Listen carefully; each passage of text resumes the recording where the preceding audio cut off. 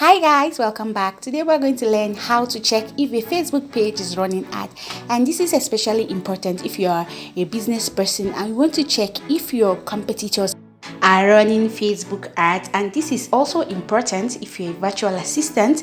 You might be tasked with the responsibility of checking if a Facebook page is running ad, especially in the process of lead generation. So the first thing you need to do is go to the search bar on Facebook and type in the page you want to check if they are running Facebook ad. For me it's UpV, so I'm just going to quickly type that in.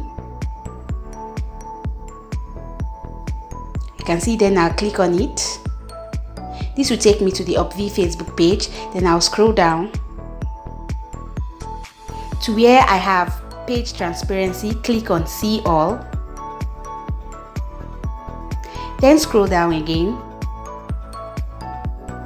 At the bottom of the page where you have ad from this page, you can see that's showing that this page is currently running ad. Click on go to ad library to see all the posts that the page is currently running ad on. Okay, we're now there, so you can see all the posts that this page is currently running ad on.